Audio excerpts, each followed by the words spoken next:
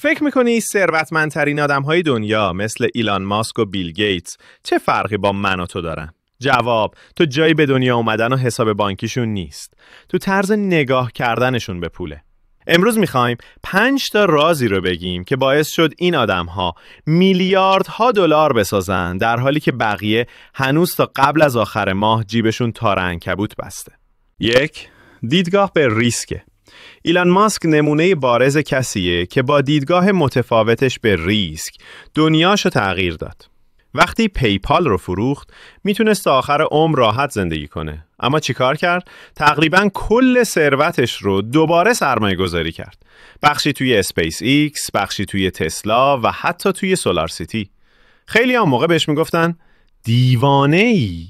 مگه میشه همه ای پولتو بذاری روی چیزهایی که احتمال شکستشون زیاده؟ ولی تفاوت همینجاست. ایلان ماسک به پول فقط به چشم وسیله‌ای برای راحتی نگاه نکرد. براش پول مثل سوخت بود برای پرتاب ایده‌هاش. ما چی یاد میگیریم؟ آدم‌های معمولی از ریسک فرار میکنن.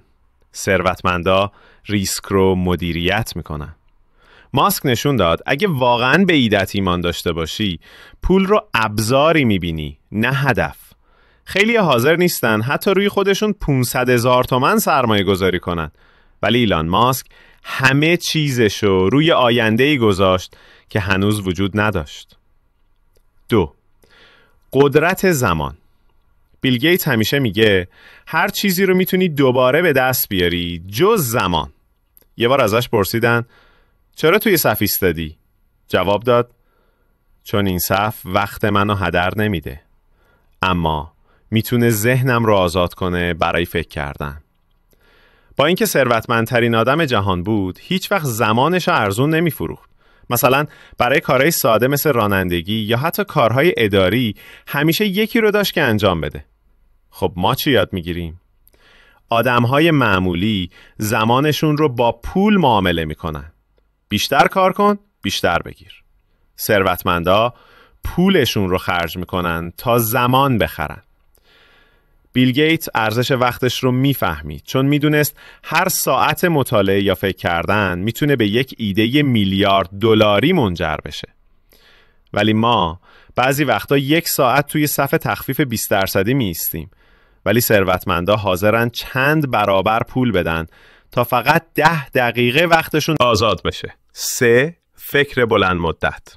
جف بزوس مالک آمازون وقتی آمازون رو راه انداخت خیلی ها مسخرش میکردن، چون اون موقع کتاب فروختن آنلاین اصلا بازار بزرگی نداشت.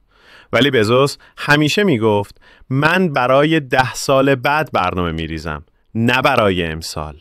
این دیدگاه بلند مدت باعث شد آمازون از یه سایت کوچیک کتاب تبدیل بشه به غول تجارت جهانی. حالا ما چی یاد میگیریم؟ خیلی از ما پول رو میخوایم همین الان خرج کنیم. بزوس پول رو مثل بذری میدید که باید صبر کنی تا درخت بشه. اون حتی به سهامداران آمازون هشدار داده بود اگر به دنبال سود سریع هستین، اینجا جای شما نیست. حالا خیلی حاضرن امروز 500,000 تومان خرج یه لباس کنند، ولی صبر ندارن همون پول رو بذارن جایی که 1 ماه بعد 5 میلیون بشه. بزوس دقیقاً برعکس فکر میکرد. 4. ارزش یادگیری.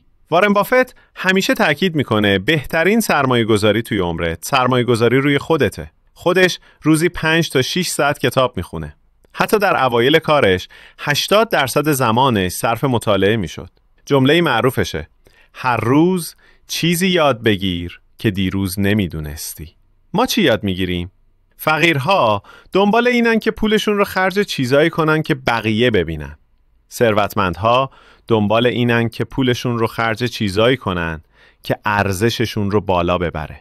بافت هنوز توی یه خونه ساده زندگی میکنه، ولی توی ذهنش کاخی ساخته از اطلاعات. 5. سادگی در ظاهر. زاکربرگ سالهاست تقریباً فقط یه تیشرت خاکستری ساده میپوشه. دلیلش؟ میگه نمیخوام انرژی ذهنیمو برای تصمیم‌های بی‌ارزش خرج کنم. خیلی‌ها فکر میکنن ثروت یعنی لباس‌های مارکدار و ساعت‌های چند صد میلیون تومانی. ولی برای زاکربرگ ثروت یعنی آزادی ذهنی برای تمرکز روی چیزای مهم. حالا تو چی یاد میگیری؟ فقیرها برای جلب توجه لباس می‌پوشن. ثروتمندها برای راحتی و کارایی لباس می‌پوشن. حالا خیلی حاضرن برای خرید 1 ساعت لوکس زیر بار قسط و قرض برن، در حالی که زاکربرگ با میلیاردها دلار ثروت هنوز همون استایل ساده شو داره. خب تو این ویدیو با هم دیدیم که روانشناسی پول فقط به حساب بانکی ربط نداره، به طرز فکر آدم ها ربط داره. ایلان ماسک: پول مثل سوخت برای ریسک های بزرگ. بیل گیتس: پول برای خریدن زمان. جف بزوس: پول به عنوان بذر آینده. وارن بافت: پول برای یادگیری و رشد. مارک زاکربرگ: بی اهمیت کردن ظاهر برای تمرکز روی هدف. حالا سوال اینجاست، تو میخوای پولت برات امروز خوشی بیاره یا آینده بسازه؟ جواب این سوال آینده مالی تو رو مشخص میکنه. پس تو کامنت ها به هم بگو کدوم یکی از این ذهنیت ها رو بیشتر دوست داری توی زندگی خودت اجرا کنی. و یادت نره اگه دنبال ویدیوهای بیشتر درباره روانشناسی پول و ذهنیت ثروتمندان بزرگ، حتما لایک و سابسکرایب کن، چون این فقط شروع راهه.